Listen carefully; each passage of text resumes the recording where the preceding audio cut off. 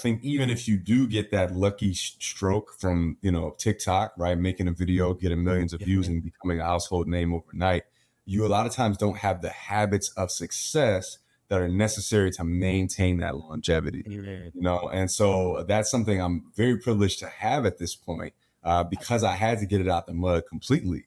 I was like, all right, what kind of things, how do I wake up? How do I systematize my life in a way that almost guarantees that like I'm gonna get the stuff I need to get done on my worst day, and once I'm able to do that, it feels like I'm unstoppable, because I'm consistent, and consistency is the key to this game. Turn this up. Your professional development is one of the keys to your career success.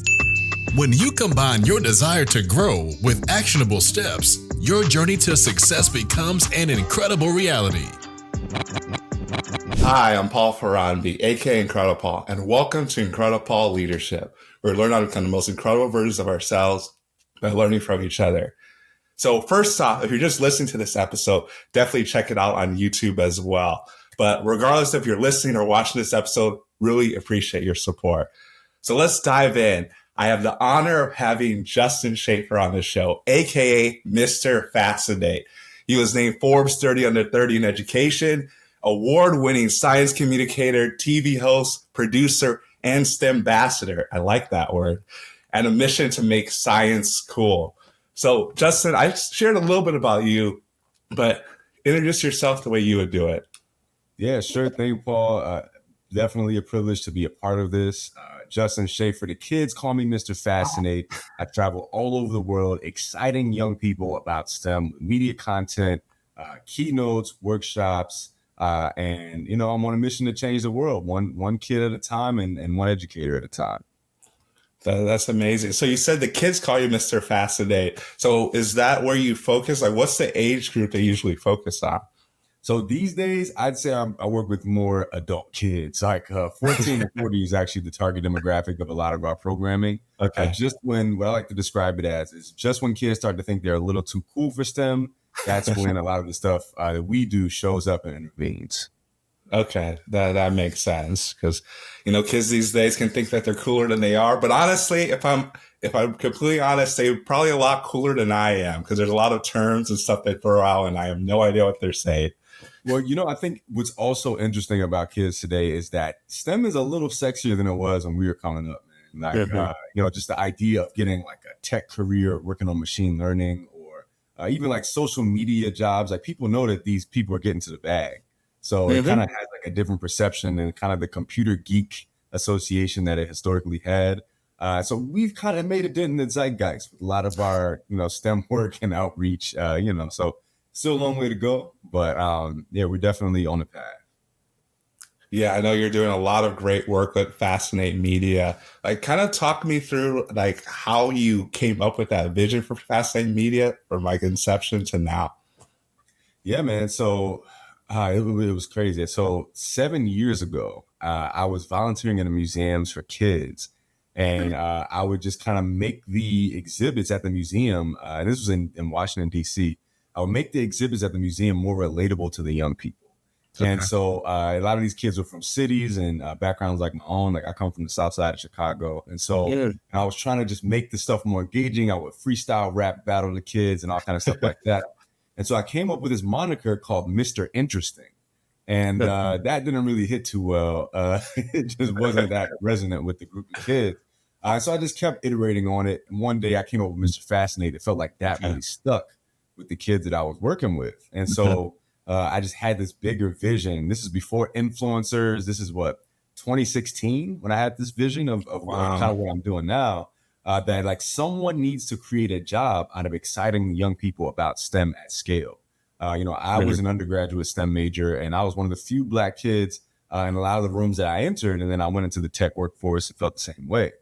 And so I guess I kind of had a radical approach to solving that problem, though. While some people might just volunteer on the side or things like that, I was like, I got to go all in. I got to make my life obsessed with this. And that's the only way I can make this work. So I quit my job, moved to New York City, and, started figuring things out and failed a lot of times as well. And we can get into some of that, too. But over time, I would kind of create after school curriculum for kids. for different programs. Did a TED Talk about a crazy experience I had in one of these programs about Gen Z. And that kind of blew up my personal brand. And I started realizing like, okay, maybe I should take, this whole media thing more seriously. So moved out to Los Angeles to, start to go into more from STEM education to kind of STEM media, because I saw that as kind of the most scalable version of my work. Like I can only be in one certain amount of places at a certain amount of times. Yeah. But if I create this media content, I can reach millions of people. Right. And so another realization I had, which is kind of what led me to creating Fascinate Media, was that, in this space, if you're just a talent, if you're just a voice on camera, you actually don't have a lot of agency and control of the creative process. And, I have a lot of ideas about how to make this type of content more engaging for kids like me, but I wasn't really able to do that so well as just a host, just an on-camera talent. And so what I had to realize was that, well, I got to take my nerdiness to another level, learn everything I could about cameras, multimedia production, everything else. And I created a media company called Fascinate Media. That was only 2 years ago. And so now 2 years ago? Yeah, so that was 2022 when Fascinate Media was officially created. 7 years ago with Mr.Fascinate, the brand, but now we have a 2,700 square foot studio space in Los Angeles. And we're incubating cutting edge media technologies using platforms like Unreal Engine to make immersive educational experiences and media content for young people. So, adults as well. So, we're kind of just elevating that work over time. It's been years of trials and errors, and I'm making a little bit less errors these days, but I'm figuring it out as I go. Yeah. I like how you said make a little bit less errors, because I think a lot of times when it's easy to see someone like you or these big name people and think that, well, maybe they failed in the past, but they don't make any errors anymore. It's just maybe different errors. You just tried so many different things. So I'm sure that's reassuring to the listeners. Yeah, man. No, I started a million projects. Like my first attempt at trying to excite young people about STEM at scale was actually a series of like science writers. Like I hired some of my friends that were all like Black STEM professionals, and I had them write these 1-page articles. And I was trying to blow that up for like 3 months. I was spending money. I was managing all of them, and I was like, "Oh no, this ain't gonna be profitable for a long time." And so I kind of ran myself into the ground with that. Tried another thing, and it was kind of this whole brand thing that actually stuck as like, this is what I got to do. Now I work with Bill Nye and all those other kind of things, and so that's kind of over time, figuring things out and trying stuff and figuring out what stuck. Yeah, because you work with Bill Nye. Like Bill Nye growing up was the guy. Bill Nye, the science guy. So talk me through that experience, like working with him and even leading up to it. Like how did that happen? Yeah, so it's actually interesting. I was supposed to meet him 3 years ago. Okay. I actually met Bill for the first time though in 2017. I was in the background as a volunteer. Again, you see a lot of my stuff starts with volunteer work. As a March for Science participant, which was a big thing in DC in 2017. Bill actually led the march. And so in a lot of the talks I do, I actually show this photo of Bill, like it's like a newspaper or like a news cover photo of him like, yeah, science. And then like deep in the background, you kind of see me like as like a little kid, like a 21-year-old, like smiling in the background. Okay. Starry eyed. So I met him. He didn't meet me. And then a few years later, I would be asked to actually host the largest K-12 science competition in the world. Now, this is something historically Bill Nye has done, but it was one of those things where you got to wake up at 4 a.m., talk to cameras for hours on end. And, Bill Nye, he's kind of just like over that. He's not trying to do all that. So, so he actually had COVID that year, though. I think he had just had a wedding. Right after that wedding, I guess he caught COVID, and so he wasn't able to do it. So that year I did it. The next year I did it again and met him. And so, we captured all that stuff on camera for that first meeting. It's kind of crazy because when I first left undergrad, that was literally the goal, was to be like Bill Nye. It's kind of the only strong role model, him and maybe Neil deGrasse Tyson, that I had at the time for science communication and how to even build a career as a science communicator, like what steps to take, because it's very entrepreneurial. It's not really laid out for you. There are degrees you can get in science communication, but I don't know if they're going to actually make you a gainfully employed science communicator. Fair enough. Fair enough. Yeah, just the iteration and the fact that you already had that vision coming out of college, that you wanted to meet Bill Nye, may not necessarily meet him, let me not put words in your mouth, but be in that science communication realm like him. And then you got to step in for him and then work alongside him. That's well, Paul, I found myself as kind of like this weird middle child, you could say, like that's awkward hybrid. So I was a marine environmental science major, but I was also like student body president at Hampton. And so both groups would be criticizing me for doing both things, right? So like my professors in marine science were like, dude, why are you trying to be a politician? Like, go be a scientist. Like, you can go into a graduate research program and all these other things. And then my friends who, thought I was, where I was student body president and leading groups on campus, they're kind of like, I never even knew you were a scientist. Like, what? Like, that's such a weird thing for you to also be interested in if you're doing this, right? And so I was publicly speaking, I was traveling a lot, representing the student body, advocating, right? And I was doing the scientific analysis thing on the degree side. And so I'm like, how do I even mix these two interests? At the time, science communication wasn't even a viable career path to me. I was just like, I'm going to find some kind of way to be like a voice of these kind of things, like science, technology, engineering, math. STEM was kind of an emerging term at the time. And so, I think I just got ahead of it. It wasn't really that, like, it wasn't a thing that anyone else decided to do. So I was like, somebody got to do it. I tried to work for someone that was doing it. I couldn't really find nobody except Bill and Neil. I actually met Neil. We kind of got into it at one of his events. That was a funny story. And, I was supposed to be on this podcast and ended up not kind of happening. But, it's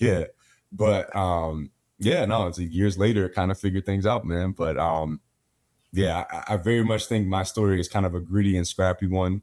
I don't think there was too much that was given to me in this career path. I kind of had to scrap and claw for it. And then at some point, like the snowball started rolling. Yeah. No, I think that's good to know, because there's a talk about being an overnight success. Everyone wants to be successful tomorrow, all these different things. And there's people that blow up from TikTok now or Instagram, all these different things. But the reality is that most people that become overnight successes have been working for years, sometimes decades, before they're discovered. And it is what you're talking about, being scrappy and just continuing to work at it, even when no one sees it, because you can see the future in it. Yeah. And Paul, you're cooking, man, because I think even if you do get that lucky stroke from, TikTok, right, making a video, getting millions of views and becoming a household name overnight, you a lot of times don't have the habits of success that are necessary to maintain that longevity, and so that's something I'm very privileged to have at this point, because I had to get it out the mud completely. I was like, all right, what kind of things, how do I wake up? How do I systematize my life in a way that almost guarantees that, like, I'm going to get the stuff I need to get done on my worst day, and once I'm able to do that, it feels like I'm unstoppable, because I'm consistent, and consistency is the key to this game. Yeah, consistency is definitely the key to this. This is IncrediPaul Leadership. And a lot of things I talk about leadership is that it's the same thing what you're saying with the success, is that it comes daily, not in a day. It's that consistent efforts that you're taking, the systems that you're talking about. So are there any specific systems that you were using then, or maybe have changed a little bit, that you feel like have made you really successful? Oh man, I read a book recently, and when I say recently, probably in early 2023, that I really feel like changed my perspective on systems. And I mean, it's a pretty popular book these days. I kind of overlooked it for a long time. It's called Atomic Habits. And so, for me, I think I was habitually afraid of habits because I kind of didn't like the idea of being stuck in routines and all these other kind of things, right? Like the word routine was almost like something I would run away from, right? And because I never wanted my life to be like, wake up and do the same thing every day. That felt like imprisonment. And so I'm like, okay, but at some point, I just turned 30 a couple weeks ago now. So, at some Happy point, late birthday. well, thank you. So, you hit a certain point in your 20s, I feel like, and you just don't have the energy to just be running around. It's not like an unlimited, source of fuel that you have. Like in your early 20s, you might have it. But, and so I started realizing like, man, I'm just exhausted every day. And like, why is that? Like, how do I prevent that? And I think my mental health was kind of on the decline. My physical health, I wasn't really taking care of those things. And so, this book kind of teaches you that, your body your brain, is making routines and habits without you even consciously being aware of it. Right. Yeah. And so if you don't consciously intervene and create your own, your brain will subconsciously create those habits on your behalf. And a lot of times there'll be some of the bad ones because it's moving towards convenience and dopamine. Right. And so the same way that, you're taught to systematize your business, you should probably consider, especially as an entrepreneur, systematizing your personal life. And so, for me, what that looked like was figuring out how to force myself to get up early. I used to get up right before my first meeting, 10, 11 a.m. And for some reason, I just couldn't get myself to wake up sooner because I didn't have a real reason until I got this membership at this thing that they have free breakfast in the morning. So I had to get there for the free breakfast. And that will kind of force me to, start this part of my routine, work out at 5 p.m. Sharp every single day. And, that workout for me was usually like either basketball or running. And I was able to kind of use this systematized approach to run the LA Marathon this year. Wow. And so it's kind of like really vastly changed my approach to kind of passively building these systems so that I don't have to think about it every single day. Well, I'm sorry, actively building the system so I don't have to think about it every day. Because I've already done that forethought. And so a lot of times I'm showing up on autopilot so I can do the real deep, meaningful stuff with my brain, that requires focused time and actual diligence, and the cooking, the cleaning, the clothing, the workout habits, like all that stuff is kind of systematizing on autopilot. Wow. I love that book, Atomic Habits, what you mentioned. And the fact that I think you broke it down really well, that you're talking about being active with those habits so that you can move it kind of to your subconscious and be more passive. So that let you just to focus on all the amazing stuff, really incredible stuff you're doing with Fascinate Media, with STEM communication, with connecting with Gen Z, people younger, 14 to 40, like you mentioned. So I think it's really, and you said that was just in early 2023 that you stumbled upon that, or I feel like, people were telling me about the book and I was just like, oh, habits, routines, I heard about it for years and I kind of just ignored it. But then I think I just got to a certain point where I was like, I think I need to like change something about my personal life. And like, I like was seeking stuff to read or people to talk to. And this book kind of came back up in the conversation. And so, I think it really got me right. I'm still following a lot of those principles. Again, not even actively these days. I just kind of, everything for me is now like a process of building a system. Like even this studio setup that you see here, this little mini setup I have in my apartment. Yeah. It's systematized so I can press one single button. My webcam is a Sony A7S III. I have my voiceover mic right here. I can press one button and I can record high quality video and audio, and then I can churn out content. You know what I mean? So everything like that, including the studio space that we built, is kind of thought through in this systematized way. And I mean, it goes deeper than that. I mean, I'm trying to keep it as high level as I can, but yeah. Yeah, we could definitely geek out on systems. I know, like for me with the podcast, even the way I get guests on the show and the way I do certain things to create systems, because people on the show know, but I do the podcast stuff. I also have a nonprofit, but I still work full time as an engineer. So there's a lot of stuff going on. So I need those systems in place to make sure things are consistent, but also to make sure I'm not using that extra brain power to like schedule one-off meetings with people where I just use a Calendly. This is 30-minute meetings or 15-minute meetings or podcast stuff. But that just came over time. So, yeah, man. I think my next goal is to try to find like a series of like monochrome outfits that I just kind of wear every day of the week. Like Monday I got this blue, Tuesday I got black, And I just kind of have these like single outfits that just like work, and they work in a lot of different settings. They're comfortable. They're like professional-ish. So yeah, that's the next journey, man. Yeah, you could get the Steve Jobs turtleneck. You just do Yeah, that yeah. every. I might have to iterate on that, man. So Yeah, iterate on it. Get like a few different colors. Yeah. the No, I last like person on the who was on the 30 under 30 list that did that was Elizabeth Holmes. She had the Steve Jobs turtleneck, and then a couple years later she got arrested. So maybe I'm gonna veer away from that. Okay, yeah. You're gonna do something a little bit different. Fair enough.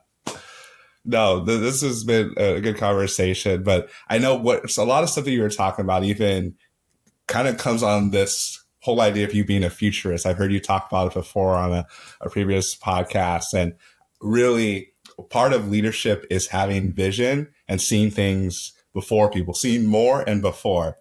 So that was one of the reasons, like when I came across you, I was like, and you're also in STEM, and I'm focused on leadership in STEM and entrepreneurship. And I'm like, you're doing both. So I really wanted to have you on the show. So I'm glad you're here. But I wanted to talk more about like what it means to be a futurist, and also like, I know there's benefits, but are there any drawbacks to it as well?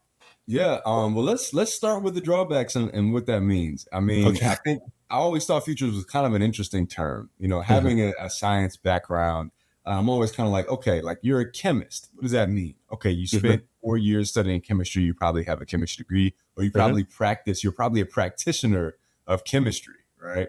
So if you're a futurist, you know, what does that mean? Are you sitting around with a crystal ball? Are you predicting things, and then are you judged based on the efficacy of those predictions, right, or the accuracy of them?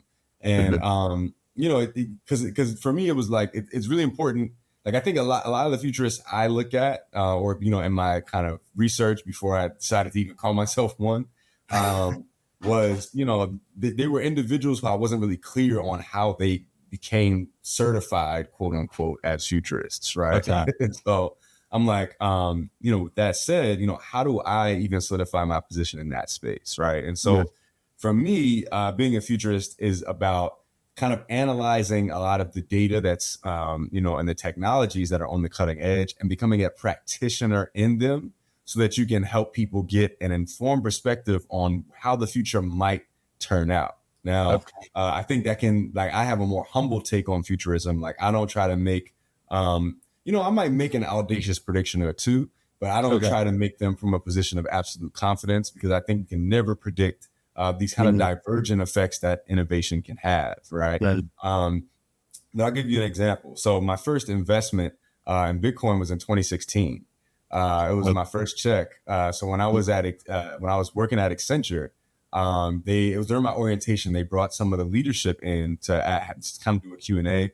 And they were saying, you know, like, ask them any questions you might have about, you know, innovative technologies and new things. And, you know, 2016, I think Bitcoin was about $500, you know, per Bitcoin, which was a high at the time. And I was like, you know, what do you all think about, you know, this whole cryptocurrency thing and its potential to disrupt future financial markets? And they kind of like, were like, well, that's kind of a silly question. That's not even proven or tested. Like, none of that stuff is real. Like, it's fake money, right? And so, you know, my humility as a futurist was like, even though I was very young at the time, I was like, there's a non-zero chance that they're wrong, right?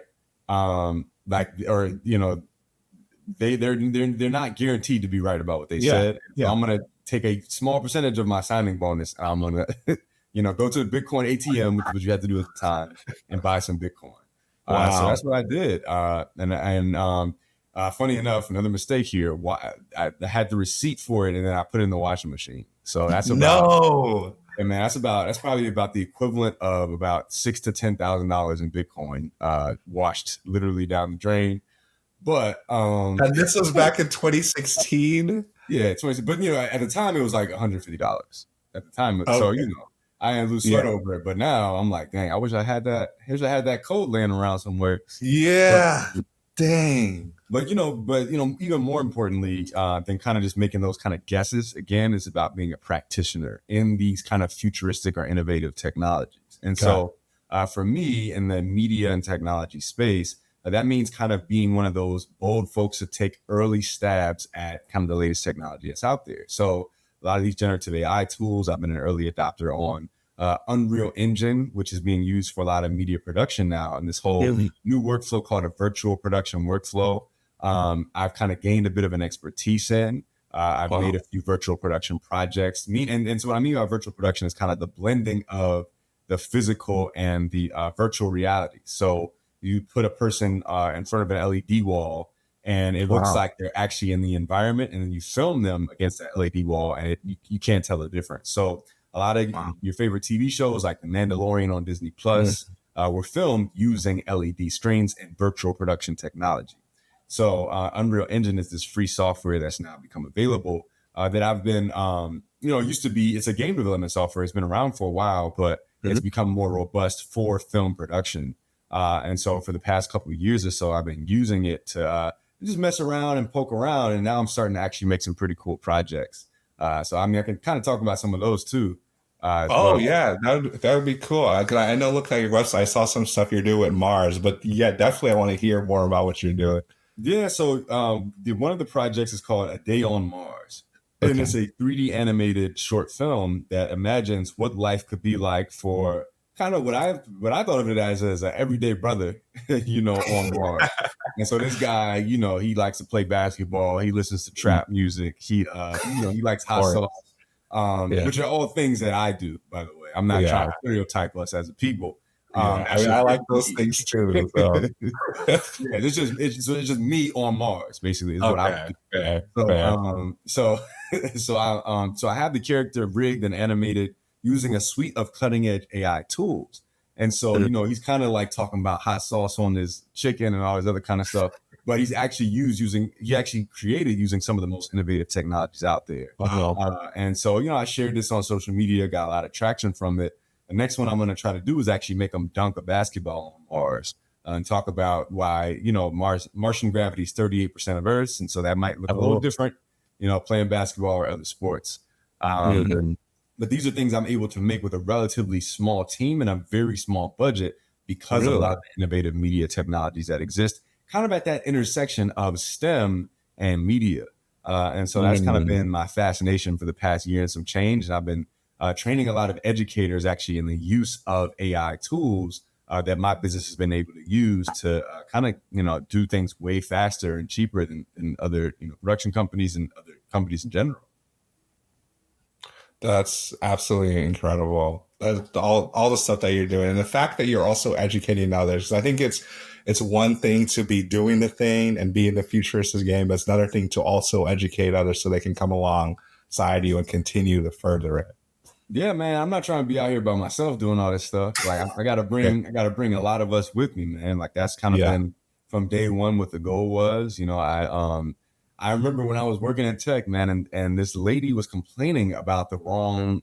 Actually, we keep talking about sauce on chicken for some reason. It was like the wrong sauce on her chicken, and she was complaining about it for like 30 minutes. And I'm sitting around here. I'm like, man, these are such first world problems. Yeah, like there's so many kids that I grew up with that would beg to be in this position, and like, who am I to be sitting here in this office and not going and getting those kids and bringing them in here? And so that was kind of a big part of my why, man. And what I realized, at first I was doing this for the South Side of Chicago for for people where I'm from, and I realized that my message actually is applicable to the world, and that there's like all of these people across the world that don't feel like they can succeed in these kinds of career fields. And they just need someone to kind of make this stuff cool. Like, oh, I didn't know you could like dunk a basketball on Mars in a 3D animated, game development software. Yeah, that's tight. Like maybe I should jump into that, right? Yeah. And all those kind of things I think help to make people see things in a different light. And that's a big piece of why I got into the production space in general. So much of STEM content is created by folks that, just don't have a certain cultural context. And because of that, it feels and looks like a certain way, right? And so a lot of kids like me might grow up and they don't feel like STEM is that cool or interesting because it hasn't been produced with a cultural lexicon that I'm familiar with. Whereas, you have ESPN or MTV, they're showcasing role models that look like what I look like growing up. And they're produced by people that kind of have that brain and cultural competency to make people feel like, oh, this is for us. Right. And so STEM often doesn't have that. And that's exactly when I had to kind of get into this space and make a bunch of waves, you know? And so I'm not the only one too. That's the other thing. There's a whole community of us. We built I don't know if you know about this too, Paul, but we built a summit called the STEM Success Summit. We had like thousands of young people coming out to that as well. So there's a lot of leaders in the STEM space that are kind of shifting this narrative at scale together and collectively. Yeah, I've heard of STEM Success Summit. I wanted to get involved in it. I think a couple of times I wanted to, it just didn't work with my schedule. But what it was, can you talk a little bit more about it? Because I think, remind me, maybe I'm off, because I don't know if it's still going on. Because I know so we took a gap year last year, and it looks like we're probably not going to do another one this year because a lot of our team has just kind of aged out of the roles. Okay. And so we were looking for those kind of young, excited people to kind of, we have the infrastructure, you know, we used it. We raised the money through my 501c3, my nonprofit organization. Wow. And so, you know, we have all that stuff in place, and we just couldn't find those young people that kind of were just like maybe 10 years younger than us that just kind of wanted it and would hustle and put in that groundwork. And so, you know, but we did that for 4 years straight. So we had, I think, 1,000 attendees in 2019, 2,000 in 2020, 2,500 the next year. And we had incredible keynote speakers. And we had Idris Sandhu, who's making some waves in the technology space. Wow. Damn, why is his name escaping me? I think it's Chris Gardner, who's from Pursuit of Happiness. Yeah. So who the story was actually about, he was one of our keynotes. We had, who else did we have? We had Tatiana Ali, who was Ashley Banks from The Fresh Prince. Yeah. She is actually a big STEM person now. And so she spoke on our platforms. So we had like a bunch of these different experts to kind of provide this community of peers and role models for people in this space. And so, you know, we ran it successfully for years. And like I said, the only thing was we kind of all just outgrew, couldn't justify putting so much energy into this because none of us of our 8 to 9 person team, which we had no scandals, no beef, 4 years working together. It was great. That's impressive. And so, you know, we did all this stuff together, and we were kind of like, okay, you know, we are at a position now where we can't justify, we don't want to be conference organizers for the rest of our lives. So we need to raise enough money to hire organizers, but we also still need a volunteer force. And then that volunteer force needs to be managed, and the community needs to be managed. And so, you know, these are the challenges with building these kind of nonprofit ventures, as I'm sure you understand. A lot of times, you know, you come into something with the best of intentions. And, you know, at least for me, I was so naive. I'm like, it's not even about the money. I don't care about money at all. And I realized like, oh, snap, you actually need money to do everything. Yeah. I guess it's just not, there's no way around it. And so, you know, even though we were able to successfully raise money, it's always a conversation with these corporate sponsors about what their mandate is for the year. Like, for example, post BLM, post all the George Floyd things, our diversity-focused STEM conference was a hot topic, and we raised more money than we ever raised. Easily, right? People were throwing us money and not even asking us for outcomes. Conversely, you know, we had this experience afterwards where, you know, it's kind of like we did a great job. Everyone loved it. But no, our company internally had a restructuring or a change of plans or change in direction, or even diversity became less trendy. And so now, you know, a lot of the nonprofit organizations, they're going to take the hit for that, right? And that's inevitable with any nonprofit. You're going to always have to play that game. And so that's why my companies these days are a for-profit entity. And that's why it's so important for me when I tell people, if they're kind of on the fence, I'm like, make something that you can charge people for and that they want to pay for, or companies or entities want to pay for that you can charge them for. And so, you know, we had that, but, you know, times have changed as well with that. So I still think, you know, it still has legs. We still have all the documents. If there's anyone listening that's excited, we could, you know, theoretically, we could fire that engine back up pretty easily. So it's me and my boy, Nehemiah Mabry at STEM Media, he's also doing some pretty dope stuff as well. We co-founded the summit in 2019. Awesome. Nehemiah Mabry. Yeah, no, I've seen a lot of his stuff. I think he has a podcast too, right? Yeah. So he talks to technical, it's like a technical creative thing. And so he kind of helps creative people talk about the technical back end to the stuff that they're doing. I'm actually, funny enough, I'm going to be doing a podcast episode with him, I think this week, actually. Oh, okay. There you go. That's awesome. And maybe I'm off, but was Ricky Venters part of that for Ricky STEM Ventures Success? is my guy. He was a part of the founding and organizing team for the STEM Success Summit. So you know Okay. Ricky? Yeah, I do. So it's funny. I actually met Ricky when I was in college in 2015. Oh, word. Yeah. So, and he actually has guested. He's been on this show as well. So I got Yeah. reconnected back with him, all the stuff he's doing out on the East Coast with his entrepreneurship and with Hit Doctor, MD, all that stuff. So, Yeah, you know, and Maynard is also a part of Hip Hop MD. So Maynard lives out. I'm based in Los Angeles, and Maynard also lives out here. So he's one of my go-to guys. Also was a part of our committee as well. Wow. So yeah, it was a lot of the dope kind of STEM people. You know, it was before actually a lot of us kind of like got so solidified in our position now. Like, you know, Maynard was working with us, I think, before all his social stuff blew up. But you know, always been consistent, always been killing it. That's awesome. The vision you guys have had and what you've done with that, with the nonprofit, and even being able to pivot into something else. Because I feel like a lot of times when you get into something, that it's really easy to be like, well, this is working. And when it stops working, people want to continue to make it work. But understanding like these are other avenues, having the for-profit in addition to the nonprofit. And like you said you can just fire it back up at any moment. So I think this is that whole concept of staying ready so you don't have to get ready. Right. Yeah. But I mean, you know, there's a million ventures that, you know, haven't worked under my leadership. I don't feel like bad about that. I think that's, like I said, it's a part of the journey. I'm always like, I'm going to boldly go forward. And, you know, if it doesn't work out, I'm going to learn something. And so, you know, and then, like you said, it also could be, you know, an opportunity to pivot into something else. You know, like I first started off as the friendly neighborhood science guy. And I'm now starting to realize like I need to evolve and pivot as well if I want to have the generational reach that I'm trying to have.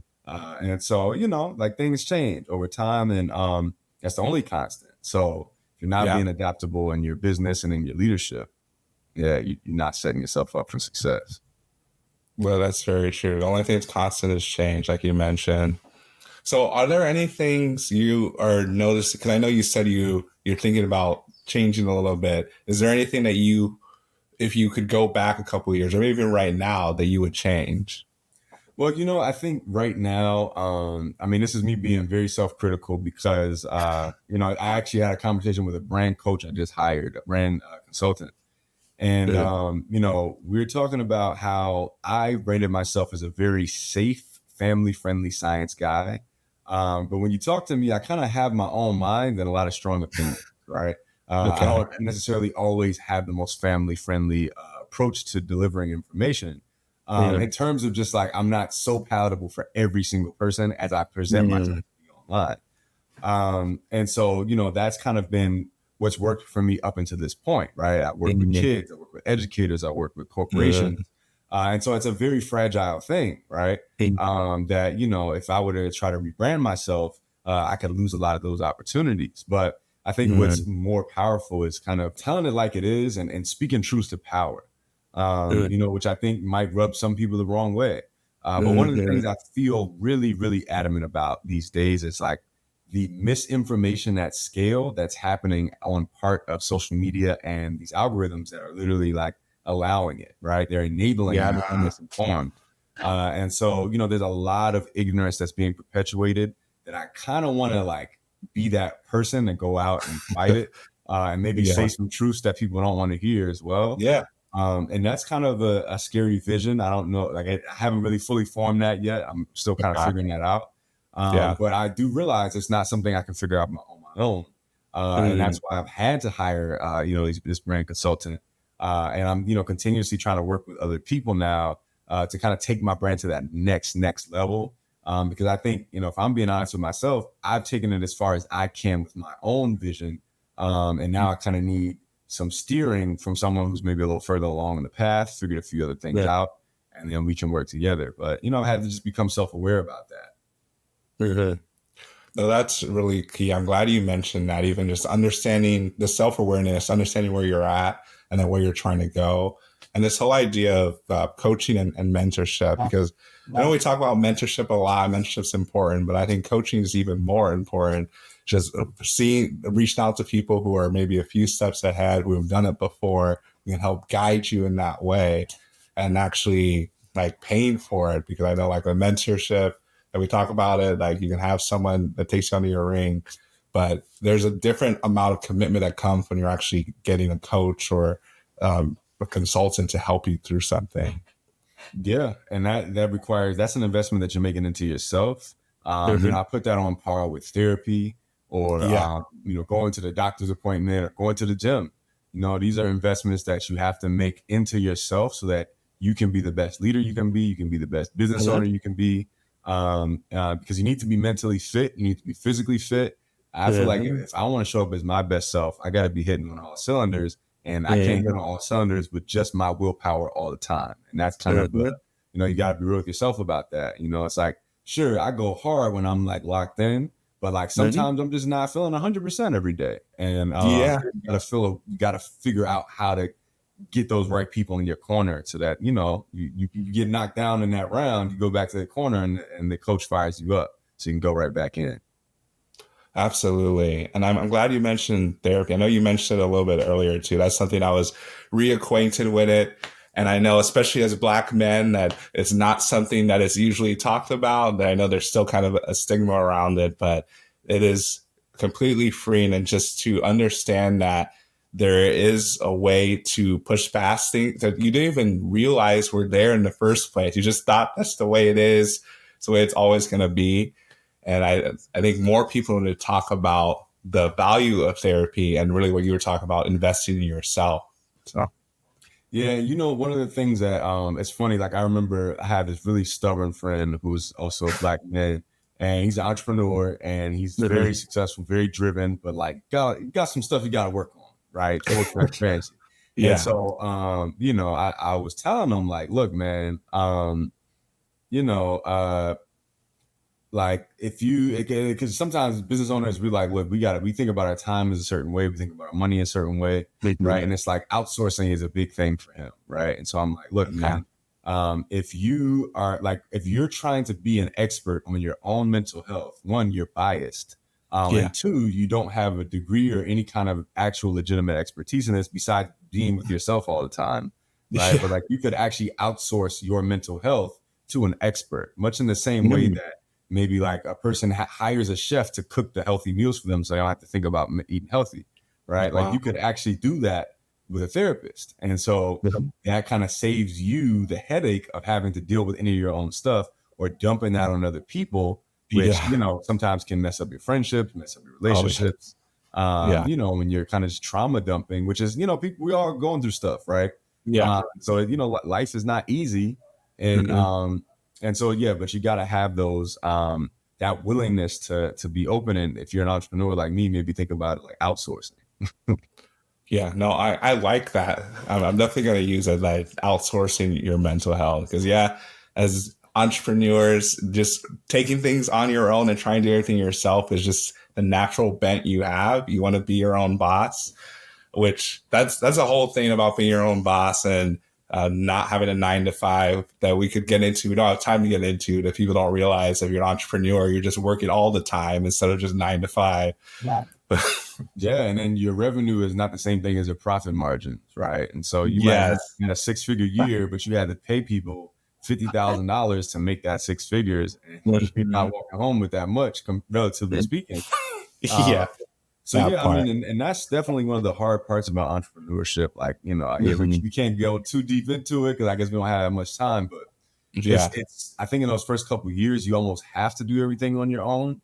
And then once you get to a certain stage in terms of revenue, you should immediately start hiring your brain, like pieces of your brain. You should start building manuals out of them and then hiring for those micro positions, even if they're like little things on Fiverr that you can get someone to do. Cause like that's such a big piece of like being able to have longevity in this game is like finding ways to not burn yourself out. And the quickest path to burnout is doing everything on your own. Oh yeah. Yeah. That's very true. I know even for the podcast itself, like I was doing everything, but now I have someone that helps me edit the podcast. So I just have to focus on filming it and then posting it. And that's about it. So it's just those little things as you progress, and just finding how you can make sure that you are focusing on your strengths as much as possible. Because I know sometimes people say like, you be good at everything. I'm like, really just focus on the things you're good at. And then if you can outsource, whether it's your mental health or whatever other things that you need done, and then that's an investment for your time back to do the things you're amazing at. Yeah, Paul, one of the things I advocate for is the Gallup Strengths Finder. I don't know if you're familiar with this tool. Maybe some folks are using it in corporate a little bit now. Love it. Anytime I have a contractor or an employee that I'm really working with longer term, I pay the $50, $60 to have them take this test. And for the audience, it gives you an order of your 34 strengths and weaknesses, and it tells you kind of like what your top 10 are, what your bottom 10 are. And it kind of gives you coping strategies for how to think through addressing those in the context of a working environment or, relationships, teamwork, all those kind of things. And man, that was like a phenomenally helpful tool for me to just become more self-aware about what I really suck at and should never be doing. And also, what is kind of my genius zone, where I need to kind of operate in at any project that I'm a part of. Oh, that's really good. You're just dropping a lot of gems in the books between Atomic Habits and StrengthsFinder. Really love StrengthsFinder. I've taken it a couple of times and it's shifted a little bit. So I think the one you're talking about is probably more comprehensive, because I've only taken the one that gave me the 5 and didn't give me like my top 10 and bottom 10. So I need to look into doing that. There's a free version of it that only gives you the top 5, and then the paid one, which again, $50, $60, it'll give you, I think, like $34. I don't have no partnership with them or nothing like that. But I'm just saying it's been a very helpful tool. I used to use Myers-Briggs a little bit, which I think this is like a step above in terms of nuance, and just kind of being able to really pinpoint specific strengths.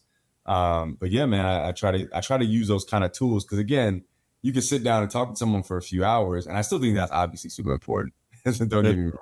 But it's also, when you're thinking about how you were going to fit with the person, what kind of leadership they need, it's really important to understand how they receive information, what their actual skill sets are, all those kind of different quirks, right? And I think being a big leader or a great leader is like really understanding how to be a great servant to the people that are working for you or working with you. Absolutely. I really think there's not someone you can't be a great leader without being a servant leader. Like, I think it's just the same thing, because if you're a leader who's at the back telling people to go, as opposed to being in the front saying, let's go, like being the example, having values, showing empathy as well, because I think a lot of times we think leaders are supposed to be emotionless, like just nothing bothers them, everything is good all the time, like sweep everything under the table, but that's not good for your own mental health. It's terrible for your people's mental health. So there's a balance, and all that comes from emotional intelligence. So. Yeah. And that, that wasn't, I don't think that was my first ability. Like, it took years of trial and error for me to figure out. Like, I think I kind of lead with historically led with a lot more of the IQ than the EQ stuff. And, these days I definitely find myself taking a more empathetic stance to people, or at least trying to, and, just trying to understand how someone else might feel to be in a certain situation. And if I'm feeling some type of way, actually, not hiding that, like, having that kind of conversation, like, hey, listen, I think it's important for you to know that I actually didn't feel right with how this went. Here's why. And even like people in my life that I, historically wouldn't have done that with, like close people in my life that I felt like I didn't really have that channel with. I opened that channel by, having these kinds of conversations. So, man, EQ, emotional intelligence, big deal. Yeah. Yeah, very big deal. And I'm just going to keep bringing up random stuff to talk about, but I think we're almost out of time. But I want to make sure that if there's anything that you haven't talked about or you want the viewers to know before we close things out. Man, I think that, it's very important to, this is, and I'm not going to say this in a very buttoned up way, but I think it's very important for us to recall the value of grit, tenacity, and perseverance in this age of AI and convenience, right? There's so many things that are out there today that are going to make our lives so much easier than they used to be. And it's really easy to stay comfortable and to find yourself even being discomforted by the mildest of inconveniences. But I think in order to keep that sharp mentality to actually do the things that you want to do, you have to find ways to test yourself and challenge yourself, right? For me, leaving the south side of Chicago, coming to a place like Los Angeles where everything is beautiful all the time, I'm like, look, I gotta go run this LA marathon, man. I gotta test myself. It's something I always wanted to do. And so, I built the mental faculties and the discipline to actually achieve that. And I think that's a very important part of being a good leader is people knowing that like they can count on you when things are difficult. And if you're a person that's so inconvenienced by like minor things or flustered or frustrated, maybe you need to look at, putting yourself through a few more tests and challenges outside of work to get your mind in that space where people can respect your tenacity and resilience. Wow. So that's really good. Tenacity, resilience, grit, perseverance, all of those things. I talk about resilience a lot. And the first thing I say is just to remember that rejection and failure is inevitable. Because I think sometimes we go through life that we'll get to a certain stage that everything's going to be good all the time. We're just going to coast. That as long as we're alive, there's something bad is going to happen at some point. And I think the earlier we realize that that's a part of life and that what we respond to instead of react to it is going to make a difference. 1,000%. You're not lying at all, Paul. Awesome. Well, it's been great having you on the show. I want to make sure people know how to connect with you as well, whether it's your socials or website. Yeah, so you can find me at Mr.Fascinate on most socials. If you Google search Justin STEM, my first name, Justin STEM, STEM, you should be able to find pretty much everything else. I got all of the SEO for the first few pages of that, hopefully still. There you go. By the time this podcast comes out, hopefully. But that should be where you can check me out. No, that's awesome. So if you're watching, you already saw it come across the screen. If you're listening, you can see it in the show notes. But Justin, Mr.Fascinate Shaifer, it's been great having you on the show. I can just sense the passion in what you do, but also how realistic you are and the humbleness as well, humility aspect. The fact that you're talking about the failures and there's a lot of successes we talked about and some things that didn't go as planned, but the fact that you're still able to see yourself as someone that's on this mission to really, the whole concept of the show, become the most incredible version of yourself. You're on it. You don't feel like you've arrived, even though to me and most people feel like you've already arrived, but you still see that you're on this journey. So thanks for sharing your wisdom with the audience and with myself. It's been an absolute pleasure, Paul. Thank you for giving me the platform to open up like this, man. I really appreciate it and wish you the best of luck with this. Absolutely. For those of you listening, I know you got something from Justin. If you definitely connect with him, I'm looking forward to seeing dunking on Mars as well as just a day in the life. But more stuff coming from Fascinate Media and all the great things. But stay connected with him, stay connected with me on this podcast so you can keep being incredible. Thanks for listening. Be sure to rate and review this podcast on your favorite podcast listening platform. We'll see you here next time. And be incredible.